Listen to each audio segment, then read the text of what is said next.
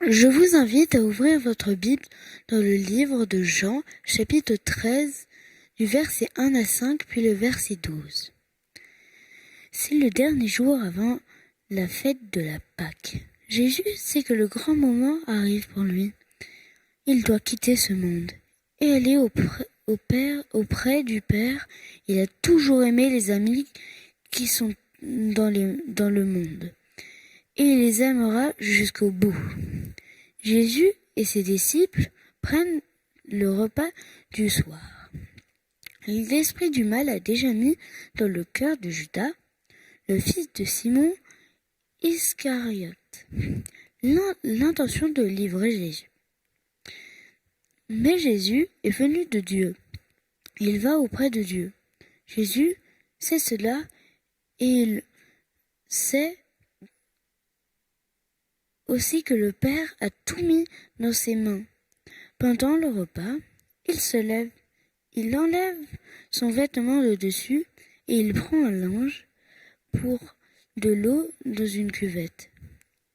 Il se met à laver les pieds de ses disciples et à les essuyer avec le linge qu'il a autour de la taille.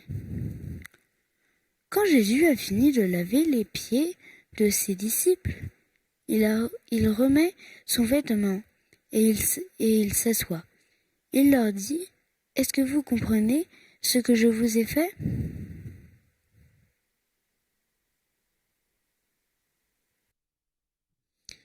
Dans notre église de Collonges, nous avons l'habitude, en cette saison, en cette période, de faire très régulièrement une Sainte Seine, et elle est organisée par la classe de dogmatique. Mais, vu les circonstances, cette année, nous ne pouvons pas le faire. Alors, nous avons choisi, avec leur professeur, Roland, Giliani et moi-même, eh bien, de réfléchir sur cette question de la Sainte Seine. Mais la Sainte Seine, c'est des adultes et c'est aussi des enfants. Donc, les enfants aussi participeront en posant un certain nombre de questions pendant ce temps de réflexion. Alors, la Sainte Seine, nous la faisons en cette période entre Pâques et Pentecôte. Pâques, nous rappelant effectivement la venue, bien sûr, mais la mort et la résurrection du Christ.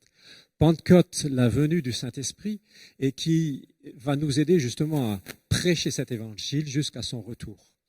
Et la Sainte Seine, c'est un texte qui est en tension entre cette première venue du Christ et cette deuxième que nous annonçons. Alors, je vais déjà laisser la parole à Giliani pour nous introduire avec les enfants. Super, merci. Alors, on aura plusieurs séquences pendant ce temps que nous allons partager ensemble. Et la première séquence, c'est quelques enfants qui partagent leur point de vue. Qu'est-ce que c'est la Sainte Seine selon eux?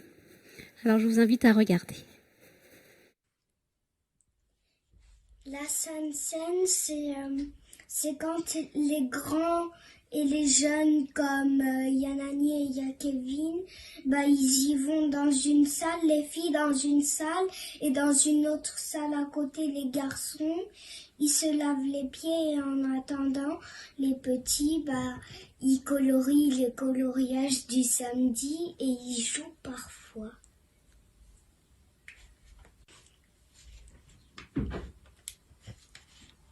Là, c'est Jésus qui lave les pieds de Pierre, comme c'est écrit là. Là, c'est le jus de raisin qu'on appelle du vin, mais en vrai, c'est du jus de raisin qui boit et qu'on mange du pain. Et puis ça, c'est les mains des gens qui prend le pain et le jus de raisin et ils boivent. Et là, il y a l'eau et là, il y a le panier, là, on met de l'eau. Gros bisous. Et à ton avis, Marc, pourquoi on fait la Sainte Seine? Parce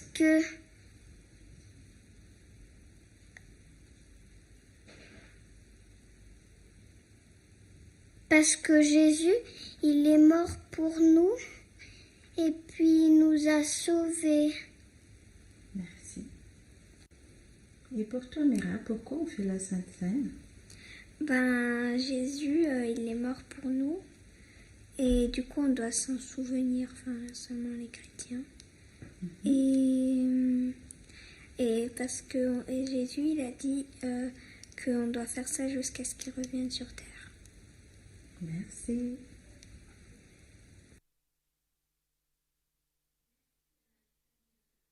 Qui est à Mira. Alors, voilà, donc Talia nous a parlé du lavement des pieds, du pain, du vin qui est en fait du jus de raisin. Marc et Mira nous ont parlé de la mort de Jésus. C'est vrai que l'exemple que nous avons dans la Bible se passe avant la mort de Jésus et que c'est un repas qu'on doit continuer à prendre jusqu'au retour de Jésus. Alors ça, c'est dans leurs mots. Est-ce qu'il y a quelque chose à rajouter ou à voir autrement ? Il me semble que les enfants, en général, quand on leur pose une question, donnent des réponses ou des définitions bien justes et bien correctes. Avec leurs mots, certes, avec leur manière de comprendre, mais situer ce que nous appelons la Sainte Seine, qui en fait est un repas, on le verra peut-être un peu plus tard, la situer comme étant un lieu où Jésus a dit quelque chose, fait quelque chose avec ses disciples, où il leur a certes lavé les pieds, il faudra qu'on essaye de comprendre pourquoi il l'a fait. Il a partagé du pain, il a bu du vin avec eux, du jus de raisin, rassurez-vous. C'est le même mot dans le Nouveau Testament, mais les enfants font bien la distinction aussi. D'ailleurs, il y en a qui corrigent la chose. Et ce repas-là, ce repas que nous appelons la Seine, a commencé par un autre repas, qui était en quelque sorte une fête qui commémorait quelque chose. Et ça, on le verra un petit peu plus tard aussi, dans le courant de notre message.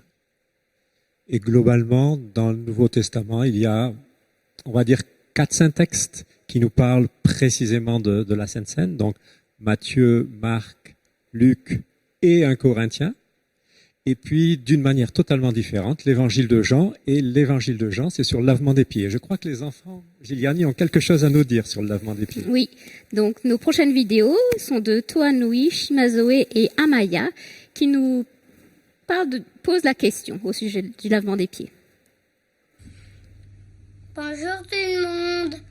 Pourquoi on se lave les pieds à la Sainte-Seine? Au revoir. Pourquoi se lave-t-on les pieds à la Sainte Seine? Pourquoi je suis assez enfant au lavement des pieds? Donc voilà, pourquoi se lave-t-on les pieds? Et Amaya rajoute, parce que elle, avec ses parents, elle les accompagne quand ils font le lavement des pieds. Elle se demande, mais pourquoi elle est la seule enfant à ce moment-là? Alors, se laver les pieds, c'est un peu étrange, effectivement, parce que c'est une pratique qu'on va appeler une tradition qui ne s'est pas vraiment bien imprimée, imposée au système de pensée des religions chrétiennes. Et il y a relativement peu de chrétiens qui pratiquent ce lavement des pieds. Effectivement, on le constate, comme le pasteur nous l'a dit tout à l'heure, il y a ce texte un peu particulier de Jean 13, qui n'est pas tout à fait le même que Matthieu, Marc, Luc et Paul dans 1 Corinthiens. Dans ce texte de Jean 13, Jésus va faire quelque chose d'un peu particulier. Il va prendre ce qu'il y a déjà là dans cette salle, c'est-à-dire il va prendre de l'eau. Il y a certainement plusieurs endroits où on pouvait utiliser de l'eau pour se laver les mains, un petit peu comme on le fait maintenant avec notre gel qu'on a partout pour se désinfecter et purifier. Parce que non seulement à cette époque, c'était une obligation parfois rituelle dans certains cas, mais c'était une nécessité aussi sanitaire. On marchait sur des chemins poussiéreux et puis on avait besoin de se nettoyer quand on entrait dans la demeure de quelqu'un. Et donc Jésus va utiliser ce moyen que les disciples connaissent, parce qu'il est avec ses disciples, pour leur donner un enseignement.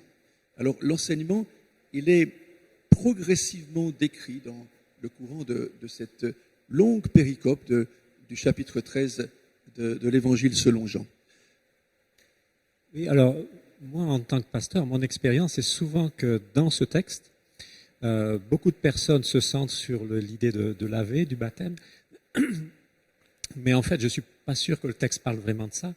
Mais avant de rentrer peut-être plus profondément dans le texte, j'aimerais bien que tu nous parles juste de l'introduction de ce texte, ces premiers versets. Oui, alors volontiers.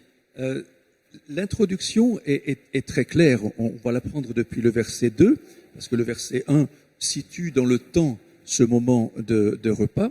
Et on se rappelle que aussi bien Matthieu, Marc, Luc, Paul et puis Jean vont situer ce moment d'échange, de partage, qu'on va appeler aussi une communion, dans la période de Pâques. Et donc, le chapitre 13 de l'évangile de Jean va introduire ce temps de partage un peu particulier qu'on appelle globalement le lavement des pieds, en exprimant le fait que Jésus a mis un comble, c'est à la fin du verset 1er, il a mis un comble à son amour pour ses disciples. C'est-à-dire, le mot employé ici, c'est le mot télos. Ça veut dire que il est allé jusqu'au bout de ce qu'on peut faire, au bout de sa vie, au bout du temps sur la terre, mais au bout de son amour aussi. Et ce au bout de, ce télos, est exprimé finalement par la mort de Jésus. Et au chapitre 15 de ce même évangile, il dira au verset 13, il n'y a pas de plus grand amour que de donner sa vie pour ses disciples.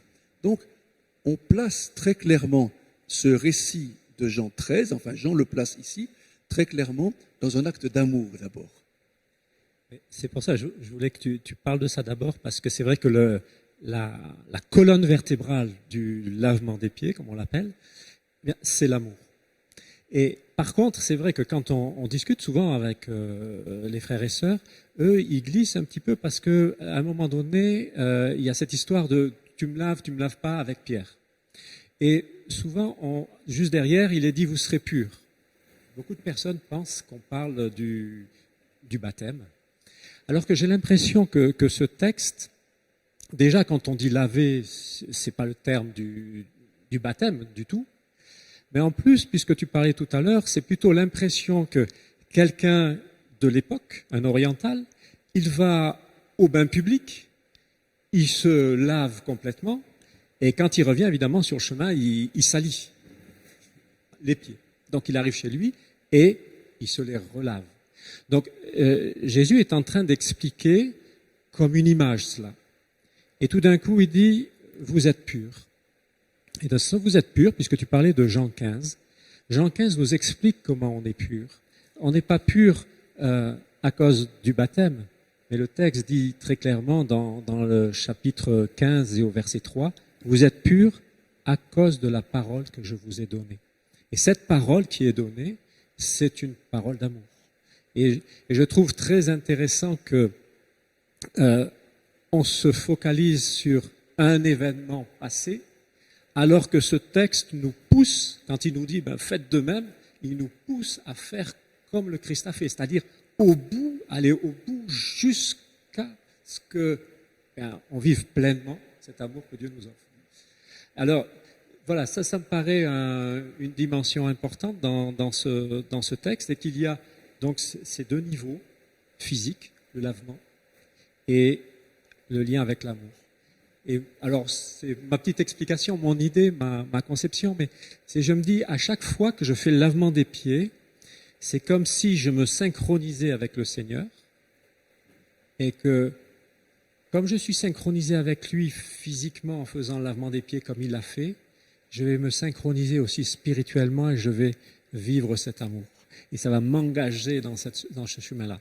Alors, c'est une conception peut-être particulière, mais ça me paraît intéressant de la centrer sur l'amour du Seigneur. Tout à fait. Alors, je rebondis sur ce que tu viens de dire. Si on prend la fin du chapitre 13, même au verset 34, il confirme en disant « Je vous donne un commandement nouveau, aimez-vous les uns les autres, comme je vous ai aimé. » Alors, c'est vrai que lorsque une église, lorsque des gens se mettent à pratiquer quelque chose, ça devient au centre d'un système administratif, d'organisation, ça devient un lieu de questionnement.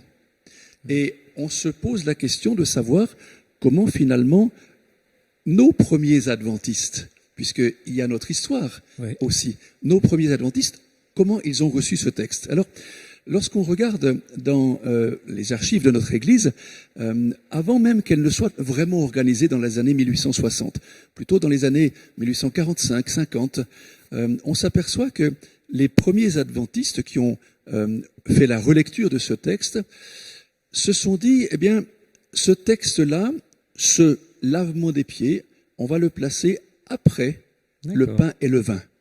Alors pourquoi, au tout début de notre histoire, a-t-on placé l'ablution des pieds, le lavement des pieds après? Et vous savez que c'est une église qui a pris naissance aux États-Unis, en Amérique, et que dans ce pays-là, à cette époque-là, on lit la King James, et la King James dit clairement que c'est après le repas, alors que les textes nous disent que c'est pendant le repas. Et puis, on a commencé à réfléchir au sens, et on s'est dit, alors c'est un acte d'humilité, parce que le Christ se met devant ses disciples, tel un serviteur. C'est normalement le serviteur, voire l'esclave, qui lave les pieds. Donc Jésus est l'esclave. On a mis aussi en évidence le fait que c'est une purification de plus, après le baptême, qui donc rappelle le baptême. Et puis on y a mis une touche d'amour quand même. On s'est aperçu qu'il y a quand même quelque chose avec l'amour. Juste en passant, à cette époque-là, Ellen White va réagir et elle est d'accord avec l'humilité, elle est d'accord avec la notion de purification, mais morale, c'est-à-dire ne soyez pas orgueilleux, ne soyez pas plein de vous-même, imbu de votre personne, soyez respectueux des autres aussi. Par contre, elle n'aborde jamais dans ses écrits l'ablution des pieds, le lavement des pieds en relation avec le baptême. Ce n'est pas une sorte de bis repetita ou de j'ai péché, il faut que je me fasse baptiser, mais faire rebaptiser, ça marche pas, donc il faut que je prenne la Sainte Seine. Petit à petit, c'est vrai que dans la tradition, c'est entré un petit peu comme cela par la petite porte et c'est devenu un monument. Oui. Alors c'est le premier grand temps que nous vivons ensemble quand nous faisons une Sainte Seine. Et puis le deuxième temps, bien c'est le pain et le vin. Et là, je laisse peut-être Giliani avec les... Je voudrais juste revenir pour répondre simplement aux enfants. En une phrase, est-ce qu'on pourrait dire le lavement des pieds, c'est un symbole de l'amour de Jésus, tout comme Jésus, par amour, a lavé les pieds de ses disciples. Nous, par amour, même si on ne se salit pas les pieds comme avant.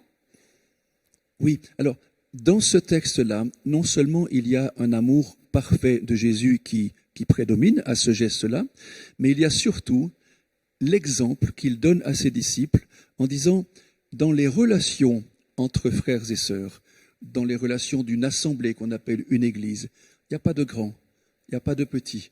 Nous sommes tous égaux et nous avons une mission. Donc il y a, pour que les enfants le comprennent bien aussi, et nous les adultes également, il y a non seulement un acte d'amour, mais il y a un acte d'envoi en mission. Faites ce que je vous ai fait. Et à chaque fois que vous le faites, pensez à ce que nous avons fait ensemble. Autrement dit, ce texte qui va, on peut dire, depuis le verset 3 jusque globalement au verset 17, est encadré de propos d'amour de Jésus, qu'il essaye de faire comprendre à ses disciples qui ne sont pas obligatoirement des gens pleinement amoureux les uns des autres, mais au contraire un peu bagarreurs. On aimerait une bonne place, on aimerait que je sois vu quelque part. Et Jésus dit non, servez-vous les uns les autres, mettez-vous au service de l'autre. Et se mettre au service de l'autre, c'est une marque d'amour de l'autre. Ok. Alors, Amaya nous avait demandé pourquoi elle était la seule enfant, mais on va garder cette question pour plus tard, parce qu'il y a d'autres enfants qui ont posé ce genre de questions. Et on va passer au pain, au vin. Alors, d'abord, la petite séquence vidéo, et après, j'inviterai Joshua, mon fils, à venir, et on va préparer le pain ensemble. Bonjour, pourquoi mange-t-on du pain et du jus de raisin à la Sainte Seine?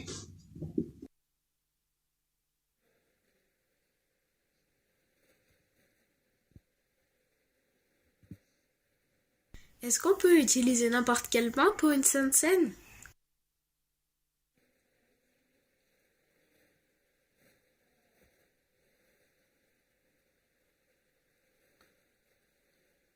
Alors, merci à Léa et Lucas pour leurs questions. Donc, Léa nous demandait pourquoi est-ce qu'on prend le pain et le vin, et Lucas nous demandait mais est-ce qu'on peut prendre n'importe quel pain? C'est vrai que j'ai déjà été dans des églises où c'était de la baguette.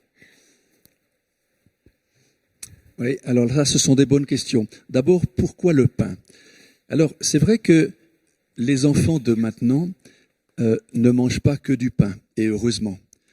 Les diététiciens vous diraient qu'il faut manger autre chose que du pain aussi. Mais à l'époque, on n'avait pas toute la variété de nourriture que nous avons maintenant. Et le cultivateur, le père de famille, l'équipe qui travaillait dans les champs, faisait pousser des moyens de survie. Et ces moyens de survie, c'était des céréales. Prenons le blé, par exemple. Et une fois que la moisson était prête, on engrangeait, on mettait dans les greniers, et puis ensuite on faisait de la farine, et on faisait du pain pour nourrir la famille. Alors, le pain, à cette époque, rappelons-nous que maintenant, nous parlons d'un texte qui nous relate une histoire d'il y a 2000 ans. Le pain, à cette époque, était un lieu commun, un moyen de survivre. Et rappelez-vous, si on reste dans l'Évangile selon Jean, dans le chapitre 5, par exemple, ou le chapitre 6, on a au chapitre 6 une explication d'un moment où Jésus va nourrir une grande foule en multipliant le pain. Et puis, en plein milieu de ce chapitre 6, eh bien, il y aura une sorte de propos de Jésus que Jean va rapporter. Je prends par exemple au verset 33. Jésus est le vrai pain, le pain du ciel, le pain de Dieu.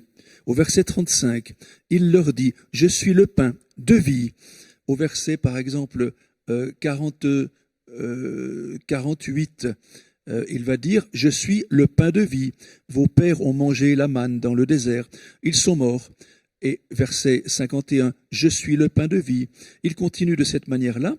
Et au verset 53, il leur dit, en vérité, je vous le dis, si vous ne mangez la chair du Fils de l'homme, et si vous ne buvez son sang, vous n'avez point la vie en vous-même. Alors, le pain est une nourriture que tout le monde connaît et dont tout le monde a besoin. Ce n'est pas étonnant que lorsque Jésus prend un exemple de vie, il le prenne au travers de quelque chose qui est connu par tout le monde, qui est pétri par les personnes qui veulent nourrir leur famille. Et ainsi, Jésus va s'autoproclamer le pain, mais pas seulement ce pain comme une sorte de pain qui va s'abîmer, qui va moisir, qui va sécher et qu'on va donner finalement aux animaux ou qu'on va jeter, mais le pain de vie. Et à la notion de pain, il met la notion de vie aussi. Il est le pain de vie. Donc ce n'est pas étonnant que dans le moment de ce repas, qui, n'oublions pas, est initialement un repas de Pâques, où il y a des morceaux de pain dans les coupelles, ces morceaux de pain, on l'expliquera tout à l'heure, ne sont pas du pain comme nous avons l'habitude, mais il y a du pain. Or Jésus ne va pas, on pourrait dire, s'embarrasser de tout ce qu'il y a sur le plateau, sur la table de cette fête de Pâques qui rappelle la sortie d'Égypte, la libération, l'avenir dans le royaume de Dieu.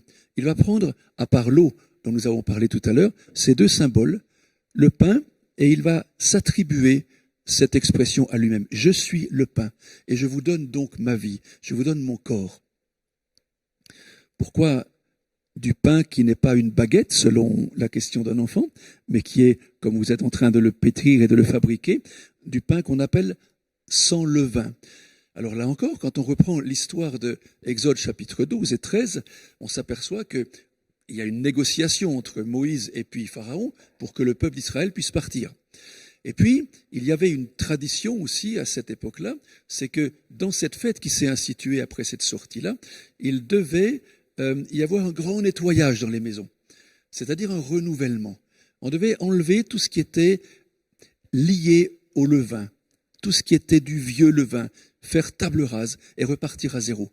Mais il y a surtout un lien qui est fait dans cette fête de la Pâque des Juifs autrefois avec le sans levain, c'est que le texte nous dit dans Exode 12, 13 que lorsque le peuple est parti en rapidité, sans avoir la possibilité de prendre toutes leurs marchandises et de faire les paquets comme si c'était un déménagement programmé depuis longtemps, ils partent avec la pâte qui est en train de lever, peut-être, mais elle n'est pas levée. Le texte nous dit, elle n'a pas encore levé. Et ils prennent cette pâte-là et ils partent et ils font des gâteaux avec.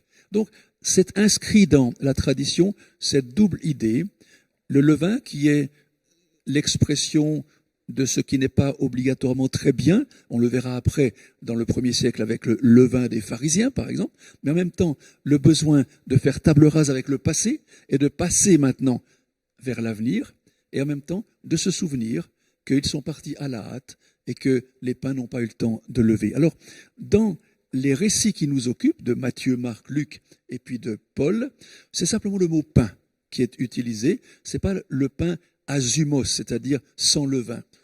Pourquoi?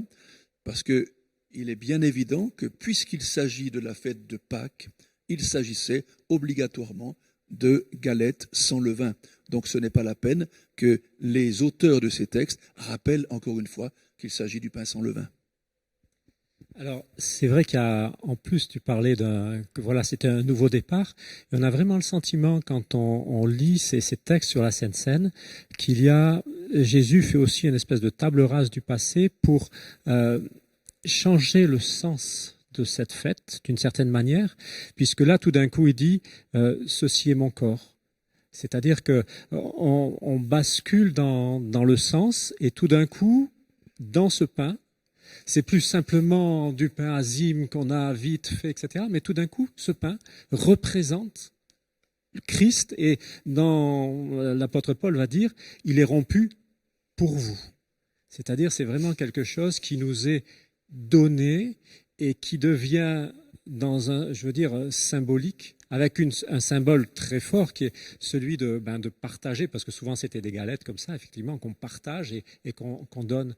Et c'est vraiment un symbole très fort de dire, on partage ce pain, on vit quelque chose ensemble qui nous a été donné par le Seigneur et que l'on se partage.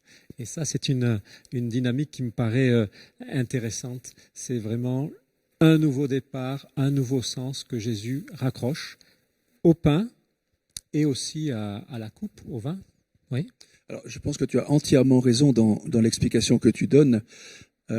C'est d'autant plus vrai que finalement, dans les rapports qui nous sont faits des propos de Jésus, il ne relie rien à la fête de Pâques initiale. Tout à fait. Le seul, à part le texte qui dit que c'est à la fête de Pâques, le seul qui relie vraiment à Pâques, c'est Luc. Et il le relie d'une manière extrêmement intéressante. Si vous prenez Luc 22, au verset 15 et 16, où il va nous parler, c'est déjà un texte particulier, on y reviendra tout à l'heure. Il leur dit, j'ai désiré vivement manger cette Pâque avec vous avant de souffrir. Et il dit, car je vous le dis, je ne la mangerai plus jusqu'à ce qu'elle soit accomplie dans le royaume de Dieu. C'est intéressant, c'est-à-dire que tout d'un coup, il parle de la Pâque, Luc, mais pour nous dire, la Pâque, on va la vivre là, dans le royaume. Voilà. Et alors, avant juste de te relaisser la parole, il me semble intéressant ça aussi, quand on se dit que la Pâque, c'est une libération, c'est quand même en train de nous dire que sur cette terre, il y aura toujours des luttes pour être libre. Parce que ça s'accomplira pleinement dans le royaume de Dieu, cette libération totale de la Pâque. Oui. Alors, ce qu'on peut voir dans ces propos de Jésus, c'est aussi la chose suivante, c'est que Jésus a pris prétexte d'une fête traditionnelle, d'une fête qui remonte à il y a très longtemps, qui a changé. On a beaucoup changé les facettes de cette fête parce que depuis les centaines d'années, voire milliers d'années qu'on la fêtait, il y a des traditions qui ont changé. Maintenant, de juive qu'elle était, cette fête, elle devient la scène chrétienne. Alors, comment peut-on dire chrétien? Tout simplement par le mot Christ. Christ n'invente pas une religion, Christ donne un éclairage nouveau par sa personne à ce que l'homme a fait jusqu'à maintenant. Et donc, ce que tu dis, le rendez-vous qu'il nous donne dans le royaume des cieux, c'est grâce à lui qui est notre Pâque, c'est-à-dire mort et ressuscité, et il donne un éclairage complètement nouveau, il ôte la tradition pour permettre une réflexion. Et ça, j'aime de la part de Jésus. Alors, on voit que cette réflexion, elle n'a pas été tout de suite et immédiatement perçue par les disciples, parce qu'ils ne savent pas très bien ce qu'il fait. Il est bousculant, ce Jésus, mais c'est à nous de quitter une tradition pour entrer dans une réflexion. Oui, on a l'impression qu'en faisant la scène comme cela, il la rend totalement universelle. C'est-à-dire que voilà, tout homme peut y participer, même s'il ne se sent pas forcément en lien avec le judaïsme. Alors peut-être, là on a beaucoup parlé du pain et je vois que ils ont bien travaillé, ils nous ont présenté un... Oui. Les enfants qui nous regardent, on l'avait annoncé avant le culte, mais la recette de ce pain est sur la fiche des enfants qui est téléchargeable de notre site internet et sur Facebook. Et là, comme on n'a pas de four ici, on avait quand même déjà cuit le pain. Alors le deuxième aspect de cette fête, c'est le vin. Alors peut-être tu veux nous dire quelques mots, parce que d'une manière surprenante, je vois que tu as mis 2 coupes. Oui, il y en a 2 là. Alors on pourrait croire que c'est une pour toi, une pour moi, mais je pense pas que ce soit ça. Il y en a pas pour Parce Giliani. que Giliani, elle n'en a pas. Voilà. Alors, c'est vrai que là aussi, il faut s'imaginer qu'il y a dans ce repas-là des ingrédients qui sont prêts. C'est-à-dire ce qu'on appelle le seder de Pâques, c'est-à-dire le plateau, la table, le déroulement. Et dans ce déroulement, il y a plusieurs coupes. 4, en fonction des traditions, peut-être 5. Et puis ces coupes ont des valeurs différentes. Elles sont prises à des moments du repas, de manière différente, pour rappeler ici la libération, ici pour rappeler les miracles, ici pour passer le rappel de la mer Rouge, et puis l'établissement dans le nouveau pays. Et chacun va donner sens lorsqu'il va boire cette coupe, la première, la deuxième, la troisième et la quatrième. Jésus ne fait allusion à aucune de ces coupes, mais il en prend. Il en prend une, nous disent la plupart des textes, après avoir pris le pain. Matthieu, Marc et Paul nous disent, il a pris une coupe. Alors, peu importe laquelle il prend, puisque lui, il démonte la tradition, et il va donner au vin une vision nouvelle que jamais personne n'a pu percevoir jusque-là au sein d'une fête de Pâques. Il va l'assimiler, ce vin, je dirais presque, et il ne le dit pas, mais je lis un peu entre les lignes, à une fête quelque part. Le vin, à l'époque, était lié à la fête. On buvait du vin. C'est plus tard qu'on a compris qu'il y a parfois des méfaits avec l'alcool et qu'on a passé plutôt au jus de raisin. Mais Jésus, certainement, a pris du jus de raisin, du fruit de la vigne, et il rappelle à ses disciples, en fait, que cette coupe-là, quand on la prend symboliquement, va nous mettre en lien avec ce que les auteurs qui rapportent ces paroles appellent une alliance, voire nouvelle alliance. Certains rapporteurs disent une nouvelle alliance, une qui n'a pas encore existé. Et donc, lorsque Jésus est venu sur terre, ce n'était pas pour mourir. Il est mort à cause des mauvais traitements de l'humanité, c'était pour nous sauver. Ce salut passe par les mauvais traitements, il est mort, mais par le bon traitement de Dieu, il est vivant, il est ressuscité. Or, il peut lever cette coupe, ce verre pour nous, en signe de victoire. Parce que offrir son sang, certes, c'est dire je donne ma vie. Mais on sait très bien, selon le texte du Lévitique 17 par exemple, déjà à cette époque, qu'il n'y a pas de vie sans le sang. Et donc, nous avons besoin de nous rappeler, non pas tellement de la mort du Christ, on en parle beaucoup de cette mort, mais de nous rappeler joyeusement de la vie du Christ. Et il nous demande de le faire au travers de cette coupe symbolique, s'entend. Oui, et en plus, dans l'évangile de Matthieu, par exemple, il va dire au verset 28 du chapitre 26, « Ceci est mon sang, le sang de l'alliance qui est répandu pour plusieurs, et il rajoute pour la rémission des péchés. » Donc, voilà. Alors, tu as été étonné du fait que j'ai mis 2 coupes ici. Non, mais toi, tu le sais, hein? Oui. Voilà. Si on prend l'évangile de Luc maintenant, Luc ne commence pas par le pain. Luc commence par une coupe. Une coupe sur laquelle Jésus va prier aussi. Et cette première coupe, elle est plutôt dans une dimension que j'appellerais horizontale, c'est-à-dire c'est entre vous que vous devez la partager. C'est à vous de réfléchir. C'est vous qui vivez dans cette communion. Et puis dans l'après, la deuxième coupe, après le pain, Jean ne parle pas d'une prière de Jésus sur la deuxième coupe. Mais c'est là qu'il va lui donner cette même valeur aussi. Donc, pourquoi Luc parle-t-il de 2 coupes? Pourquoi Matthieu, Marc, Paul ne parlent que d'une coupe? Chacun a mis l'emphase et l'accent sur ce qui peut-être l'a marqué le plus. Mais il est bon de savoir que Luc nous autorise à transgresser un peu notre tradition et à introduire dans nos services de Sainte Seine une première coupe en signe d'unité, d'unification, peut-être de réunification entre les membres d'une même communauté. Puis ensuite le pain, puis ensuite la coupe qui représente l'alliance. Oui. Et pour souligner ce que tu dis, dans Luc, c'est quelque chose qui ne se trouve pas dans les autres évangiles. Il dit, prenez cette coupe et distribuez-la entre vous. Et ça, c'est la première. Et c'est celle-là, comme tu dis, qui est intéressante, qu'il a bénie. Et je trouve, tu vois, en t'écoutant, que c'est extrêmement engageant. Parce que quand je prends la Sainte Seine, je dis, tiens, le corps, c'est pour moi, c'est pour mon pardon. Quand tout d'un coup, on commence à distribuer, on devient acteur.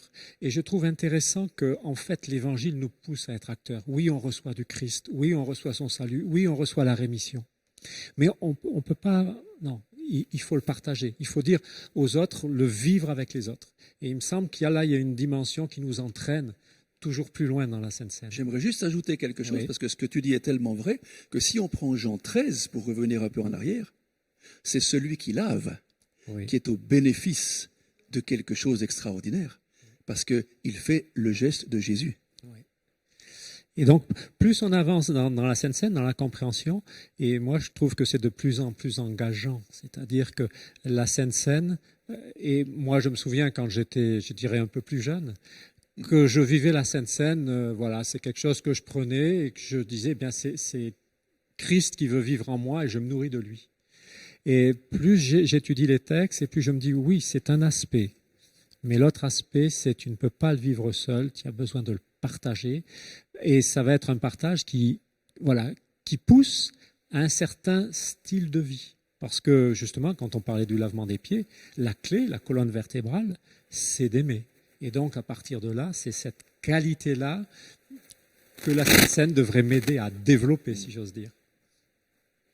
Alors, je ne sais pas si sur le vin, tu veux rajouter quelque chose, mais moi, il me semble qu'il y a quand même une dimension, avant de continuer un petit peu avec les enfants, une dimension qui est vraiment importante, qu'on retrouve dans différents passages.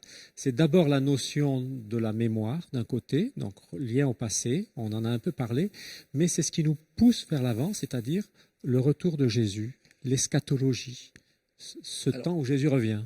Voilà, alors oui, donc les 4 textes, Matthieu, Marc, Luc et Paul, parlent de ce rendez-vous eschatologique. Oui. Mais seulement Luc et Paul, pour ça qu'on parle d'une autre tradition que celle de Matthieu, Marc, Luc et Paul font référence à ce qu'on appelle l'anamnèse. Et il y a à 2 reprises dans chaque texte le mot anamnésis, c'est-à-dire faites ceci en mémoire, en vous souvenant de moi. Les textes ne disent pas en vous souvenant de mon sang. Jésus ne donne pas une valeur absolue, mythique, mystérieuse au sang. Souvenez-vous de moi.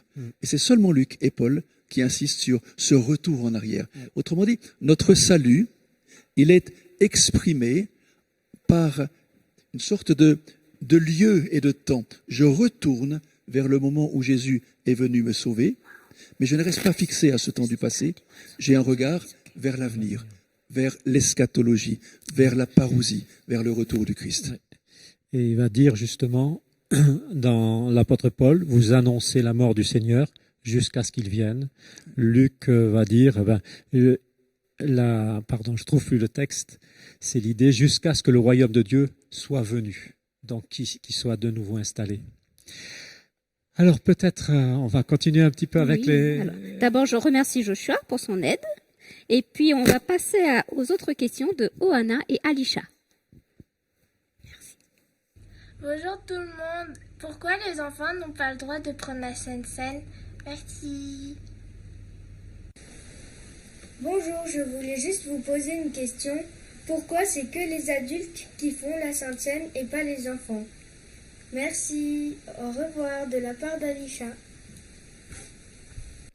Donc, comme Amaya, Ohana et Alisha se demandent, et les enfants dans tout ça, est-ce que les enfants peuvent aussi prendre part à la Sainte Seine? Aïe. Je dois dire quoi? Oui ou non? La question est belle et elle est normale et elle vient régulièrement. Lorsque Jésus prend ce repas avec ses disciples pour soi-disant fêter ce passé. Il le fait avec ses disciples qui sont là. Ce sont des adultes qui ont cheminé avec lui et qui ont maintenant pour mission de partir et de dire ce qui s'est fait et d'annoncer l'évangile. Il n'y a probablement pas de femmes, il n'y a probablement pas d'enfants, il y a peut-être juste le petit groupe des disciples, peut-être un ou deux amis qui sont avec eux aussi. L'histoire ne le dit pas. L'histoire ancienne de la fête de Pâques nous dit bien sûr qu'il y a des enfants, puisque il faut que la tradition se perpétue et que l'enfant comprenne que ses parents font cela pour telle ou telle raison.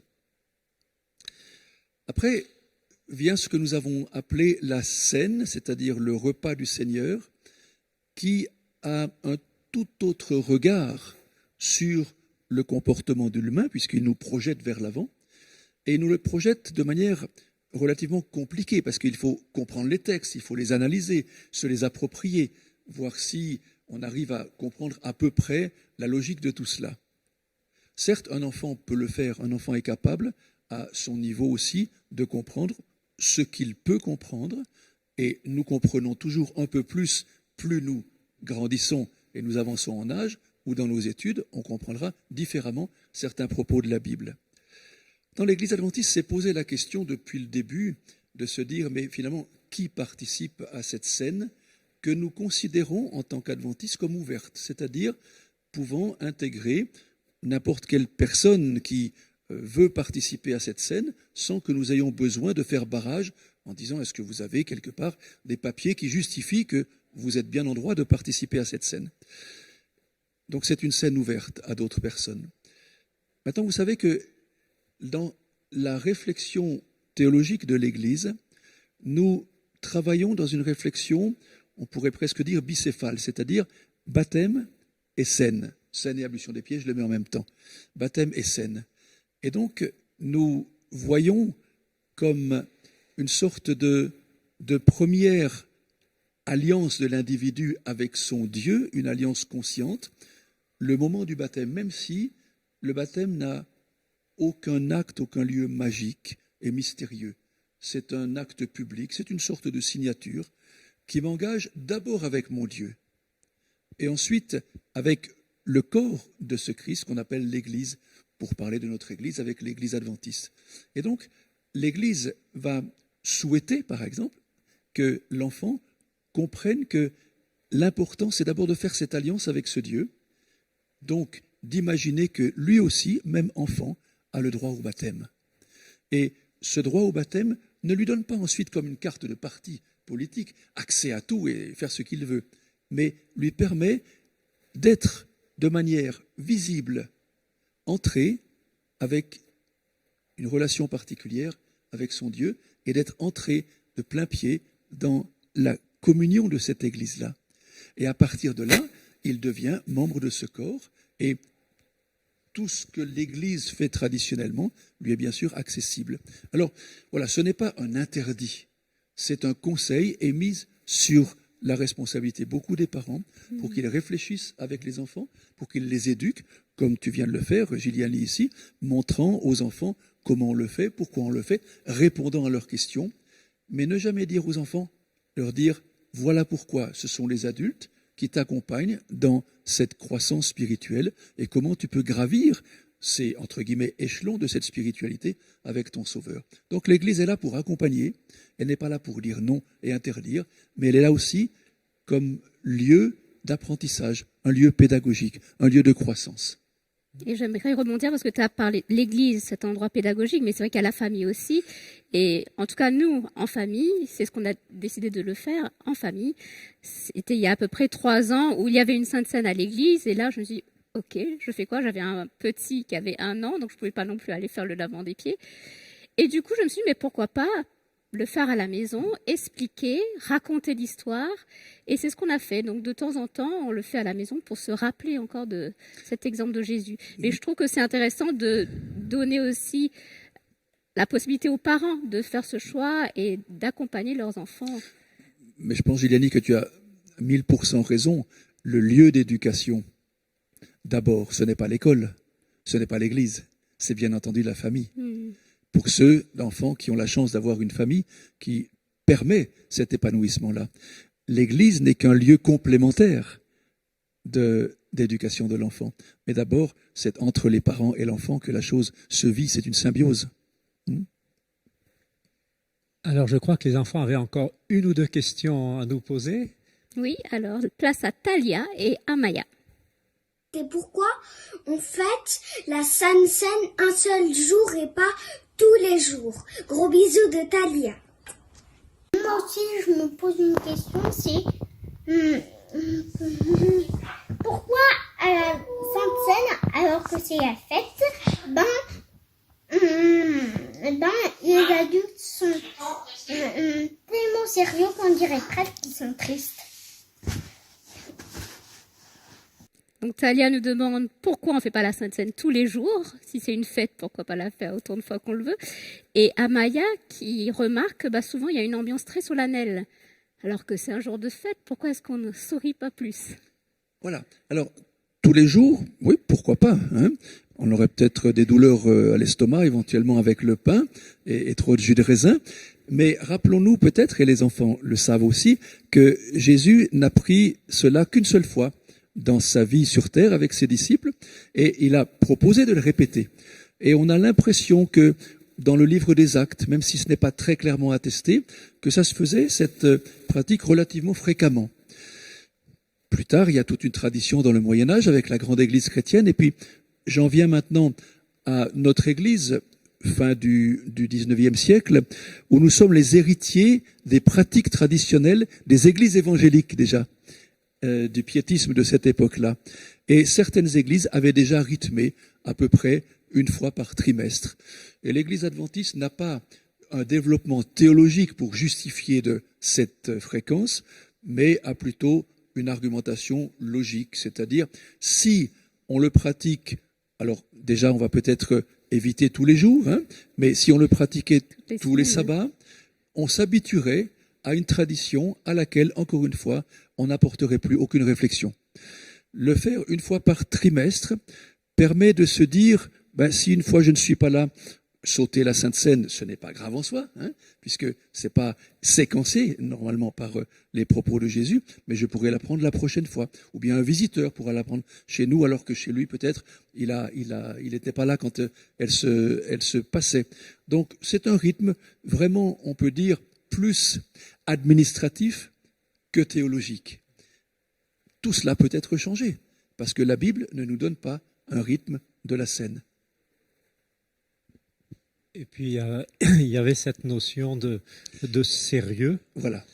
Et moi, quand j'étais enfant, puisque j'ai vécu aussi dans l'Église, je le reliais toujours à un texte de l'apôtre Paul, quand il parle de la Sainte Seine, et dans lequel fallait pas prendre la Sainte Seine il y avait le mot indignité, donc une notion il fallait être digne, et j'ai toujours vécu cette notion de Sainte Seine en me disant oula, c'est peut-être dangereux, en tout cas quand j'étais enfant. Maintenant j'ai changé. Alors peut-être quelques mots là-dessus, Roland, s'il te plaît, pour nous éclairer sur l'apôtre Paul. Voilà, alors je rebondis sur la question de cet enfant. Je vous rassure, lisez les nouveaux textes de l'Église adventiste. La scène est un moment de joie. Il faut la vivre dans la joie, avec un cœur joyeux. Alors pourquoi sommes-nous si contrits parfois? C'est vrai qu'il y a deux temps. Il y a un temps épouvantable quand vous lisez le récit de Jean 13 et qu'on s'aperçoit que l'esprit de Jésus a été bousculé à un point tel qu'il est complètement troublé. On aura ce même trouble qu'on va retrouver dans le jardin de Gethsémanée, par exemple, hein, où il est quelque part en questionnement, Jésus. C'est un humain à cette époque-là. Il est incarné. Et donc, Jean nous dit, Jésus est troublé. C'est Jésus qui le dit. Et donc, ce trouble, ne me laisse pas indifférent. Je suis juste avant la mort de quelqu'un. Que ça soit Jésus ou quelqu'un d'autre, c'est la mort de quelqu'un. Je ne peux pas fêter la crucifixion de quelqu'un. Par contre, il y a un deuxième aspect que Claude a souligné aussi tout à l'heure, c'est l'alliance, c'est le regard vers l'avenir, c'est le regard vers la délivrance, le pardon des péchés. Et lorsqu'on me dit tes péchés sont pardonnés, mais alors je fais la fête. Donc, on devrait vivre ce temps de réflexion profond, pas obligatoirement dans les larmes, mais dans la réflexion, et ensuite dans l'exaltation, dans la joie, dans les danses, comme c'était le cas à l'époque, dans les chants joyeux, de manière à ce que nous puissions dire, eh ben voilà, le passé c'est le passé, maintenant on regarde le futur. Alors, je t'ai vu venir, Claude, avec ce dignité ou indignité de Paul, Oui. parce que j'ai grandi dans la même église que toi depuis plusieurs générations. Alors, c'est vrai que Paul nous dit, c'est dans le chapitre 11 de la première épître aux Corinthiens, il le dit au verset 27, « Celui qui mangera le pain et boira la coupe du Seigneur indignement sera coupable envers le corps et le sang du Seigneur. » Mes amis, on est ici dans l'épître aux Corinthiens. Alors, l'épître aux Corinthiens, la première, dans ce chapitre 11, nous rappelle quelque chose. Regardez ce qu'il nous rappelle. Au verset 18e, « Ils s'assemblent les Corinthiens. » Attention, il n'y a pas d'église comme ici ou comme maintenant. Ce sont des familles qui invitent, des familles riches en général, qui ont des grandes maisons, qui ont des grands jardins, des cours intérieurs, et qui proposent des repas. Et il dit, vous vous assemblez, fin du verset 17, non pour devenir meilleur, mais pour devenir pire. Alors, que peut-il dire ici? D'abord, j'apprends que lorsque vous vous réunissez ensemble, il y a parmi vous des divisions. Alors, c'est bien, parce que ça veut dire, ça fait un tri. Il y a ceux qui choisissent pour, il y a ceux qui choisissent contre. Mais, verset 20. Donc, lorsque vous vous réunissez, ce n'est pas pour manger le repas du Seigneur. On dirait, ce n'est pas pour prendre la Sainte Seine. Car quand on se met à table chez vous, chacun commence à prendre son propre repas.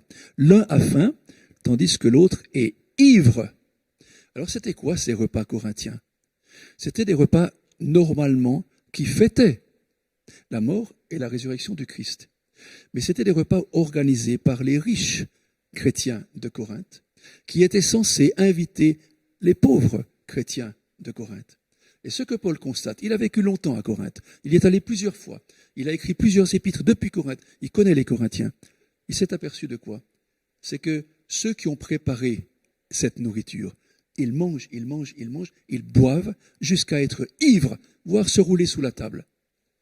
Et lorsque les pauvres arrivent, il n'y a plus rien à manger. Il dit, si c'est ça, faites-le chez vous. Mais pas comme simulacre de la scène qui rappelle la mort et la résurrection du Christ. Et après, il dit, à partir du verset 23, voilà ce que j'ai reçu. On ne va pas lire le texte, vous le connaissez. Il rappelle, comme Matthieu, Marc et Luc, ce qui convient de faire avec le pain, avec le vin. Et dans ce contexte de la beuverie corinthienne, voire de la porneia corinthienne, Paul dit attention, si vous prenez comme cela ce repas, alors c'est indigne et le Seigneur ne l'accepte pas. Paul ne parle pas du tout de la préparation à la scène, la semaine qui vient, en se demandant pardon les uns aux autres, en étant le meilleur chrétien possible et en évitant toute tentation. Ce n'est pas de cette indignité-là dont il est question. Je viens à la scène, pourquoi? Parce que je suis indigne, parce que j'ai besoin du salut, parce que j'ai besoin de cette robe de justice. Je suis parfaitement indigne, si je peux le dire. Mais ici, on est dans le contexte du comment vous prenez ce repas-là. Et là, vous le prenez de manière négative, indigne. Le texte est très fort. Hein. C'est une notion qui indique que vous êtes complètement à côté de ce qu'on peut imaginer comme sentiment éthique, comme sentiment moral même, de ce qu'il faudrait être pour vivre ce repas avec les pauvres et en vous souvenant de ce que Jésus a fait pour vous et en vous souvenant surtout de la trajectoire vers laquelle il vous amène, c'est-à-dire le salut. Alors pour conclure d'une manière un peu plus positive que sur cette indignité-là dont le texte parle, parce qu'on n'imagine pas faire une Sainte Seine dans un tel état d'esprit, mais c'est peut-être que justement ce temps de réflexion que nous avons eu, il me semble qu'il y a plusieurs choses. D'abord, le fait de partager avec les enfants les valeurs que nous avons découvertes, dont nous avons parlé ce matin, et que aussi chacun d'entre nous puissions vraiment nous engager dans ce chemin de à la fois d'amour, à la fois ce chemin qui nous dynamise vers l'avenir, qui nous dit que Jésus va revenir, cette attente, et que ces éléments-là nous aident justement à nous rapprocher du Seigneur, et à ce que ces moments nous ancrent dans la foi, à la fois le pardon du péché, la mémoire, le présent pour tous ceux qui sont autour, et le futur pour la rencontre avec le Seigneur. Alors que le Seigneur nous aide à vivre ces dimensions-là. Alors, pourquoi pas dans les familles, mais par la grâce de Dieu, bientôt dans nos communautés qui vont être rouvertes dans ces jours.